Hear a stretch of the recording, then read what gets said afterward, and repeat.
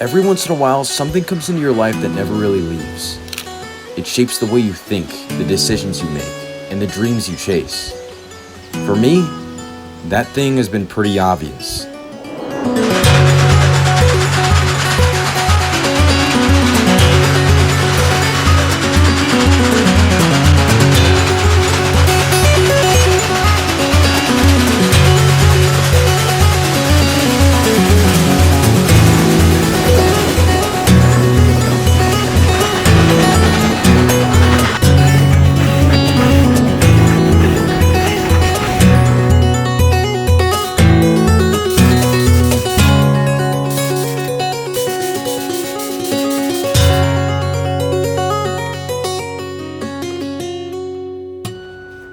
I'm 18 years old, and I haven't done too much on steam engines yet. I know that there's a lot to learn, but the big question is where and how to learn it. I found a mechanical and operations internship at a small steam heritage railway in northern Nevada. On May 31st, I arrived in Ely.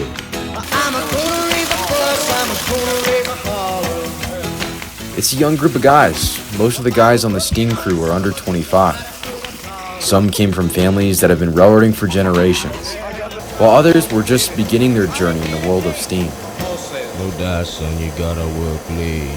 Sometimes I wonder what I'm gonna do, but there ain't no cure. But no matter where anyone came from, everyone had one thing in common: the desire to learn.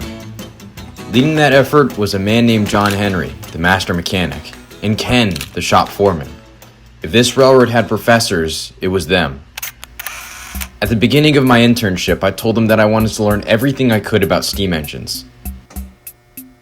They took that seriously. One of the first things that John and Ken taught me how to do was how to hostle the engine. Hostling is the act of getting the engine ready for the day of work, and honestly, it was my favorite thing to do.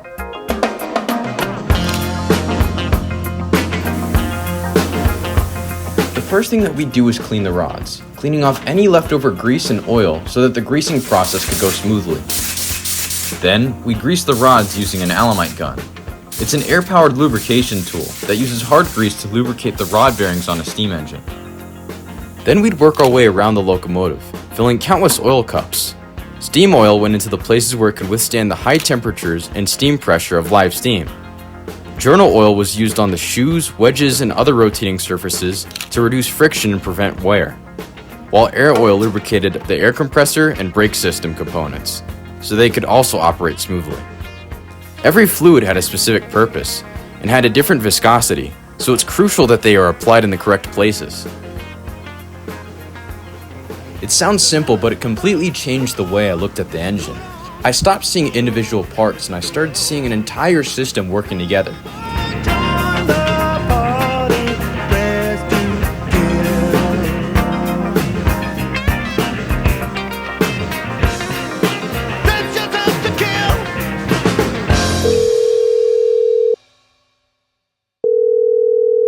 Hello. Please leave a message after the tone. Yo, bro.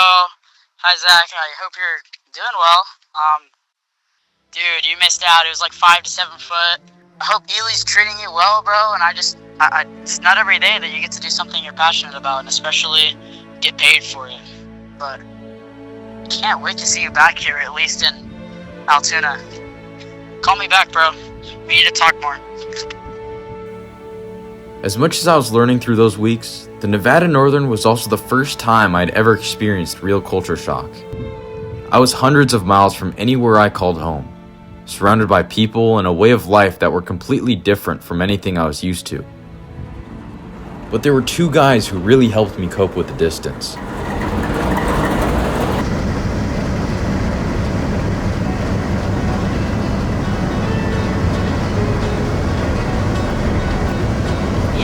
I'd become close with the two other interns, Michael and Wimbley.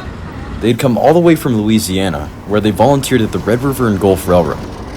Their dream was to one day bring steam back to Louisiana, and they had come all the way to the Nevada Northern Railway to learn how an operating steam railroad does it. A lot of my favorite memories from the summer weren't just spent turning wrenches at the shop. A lot of them were conversations we'd have after work, the jokes we'd tell.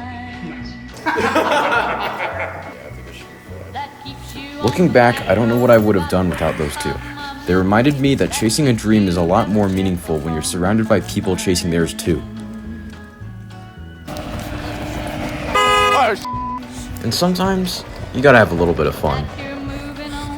At the same time, I was determined to make the most of the opportunity and stick to my goals I'd set for myself. Sometimes, that determination got the better of me, and I found myself rushing to prove that I could keep up. One day, one of the supervisors pulled me aside. I know you want to do the STEAM stuff, but you need to understand the fundamentals. You're going to stay in the same place if you don't start with the basics. You need to slow down.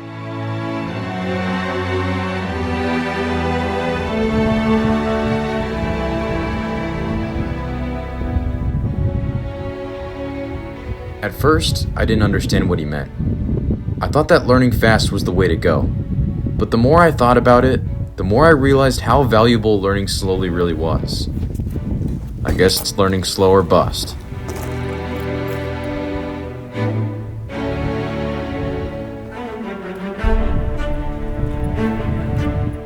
I started to notice the little things I hadn't before. And I started not only learning how things work, but why they work. I learned that slowing down doesn't just apply to trains and steam engines. It applies to everything in life. The slower you go, the more you take in, the more you appreciate everything around you. With this newfound mindset, I was right back on track.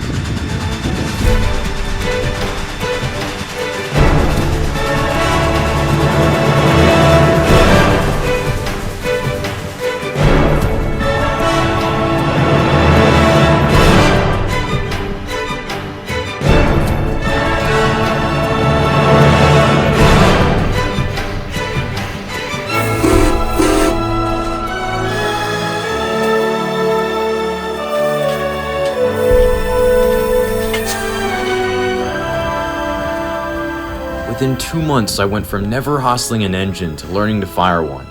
Thanks, Nally, for telling me to slow down.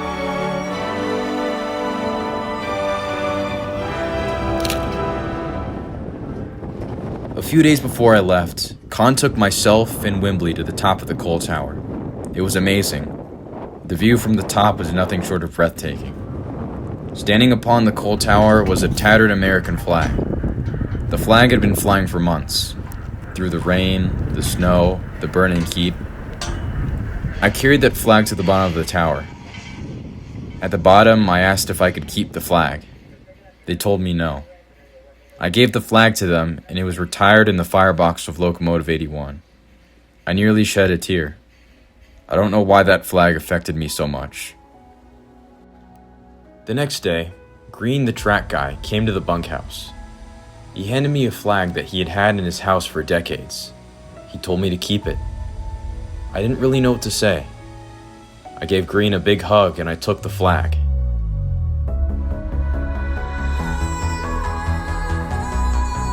Sometimes I just sit and stare at it. The more I look at the flag, the more I see a story. A story of patience, hope, progress. But not progress that happens all at once.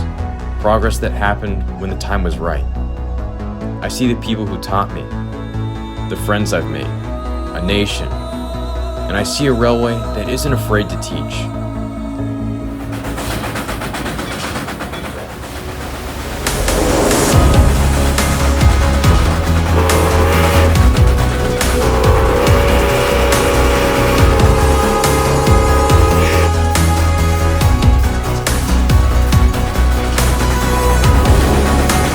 The Nevada Northern Railway was built by dreamers, people who dreamed about what could exist. And somehow, generations later, I find myself standing in the middle of their dream.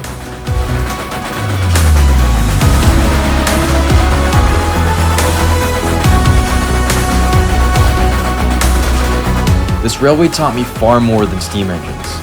I learned how to take it slow, that there's always more to learn. There will always be another lesson waiting around the corner.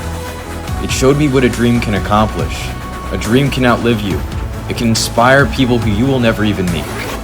But someday, I hope I can take what was given to me and pass it down to someone younger. After all, I've only just begun dreaming.